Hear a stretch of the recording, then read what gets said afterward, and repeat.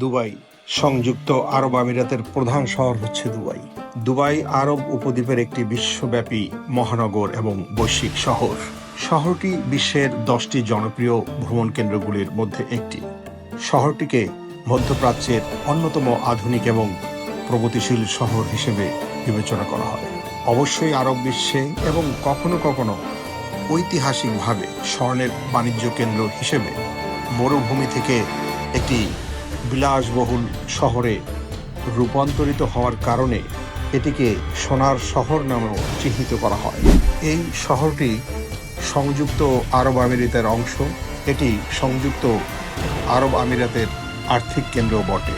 দুবাইকে মধ্যপ্রাচ্যের বাণিজ্যিক ও সাংস্কৃতিক কেন্দ্র হিসেবেও বিবেচনা করা হয়। এটি একটি বৈশ্বিক পরিবহনের কেন্দ্র এবং অনেক বড় উদ্ভাবনী নির্মাণ প্রকল্প এবং ক্রীড়া অনুষ্ঠানের মাধ্যমে এই শহর সারা বিশ্বের দৃষ্টি আকর্ষণ করেছে।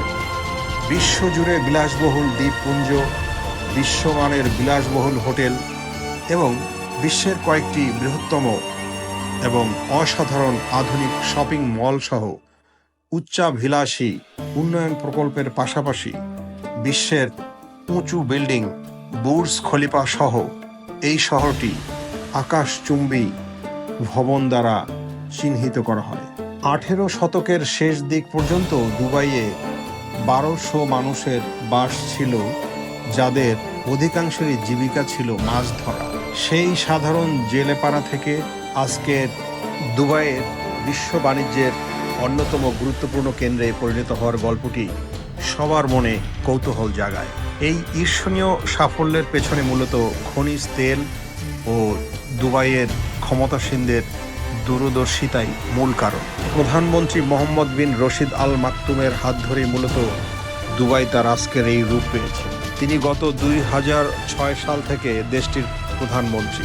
তার দূরদর্শিতা ও প্ল্যানিংয়ের কারণেই গড়ে ওঠে Burj Khalifa, Burj Al Amir, Palm Jumeirah, museum of the future সহ বিখ্যাত সব স্থাপনা।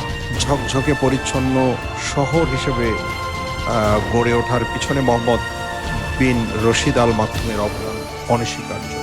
দুবাইয়ের গৌরব বুর্জ খলিফার উচ্চতা 2717 ফুট বা 828 মিটার। আমি এখন দুবাই বুর্জ খলিফার সামনে দাঁড়িয়ে আছি। চমৎকার নাইস ভিউ। এখানে একটি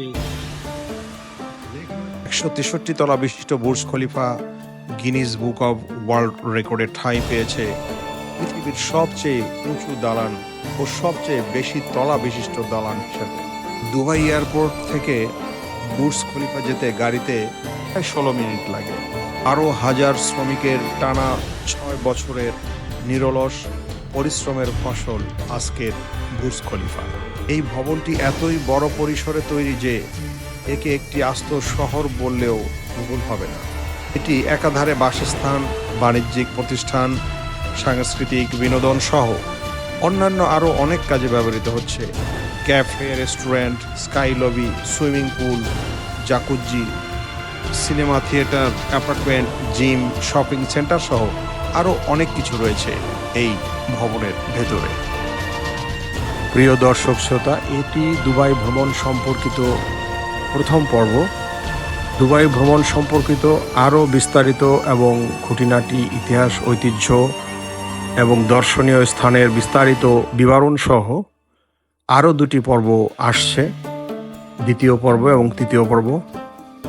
তাই প্রিয় দর্শক শ্রোতা, শুধু দুবাই নয়, দেশ এবং বিদেশের যে কোনো ঐতিহাসিক এবং দর্শনীয় স্থানের বিবরণ এবং তার খুঁটিনাটি জানতে চ্যানেলটি সাবস্ক্রাইব করে সঙ্গেই থাকুন এবং ট্রাভেল উইথ উদাস এই চ্যানেলটি দেখতে থাকুন। ধন্যবাদ প্রিয় দর্শক শ্রোতা।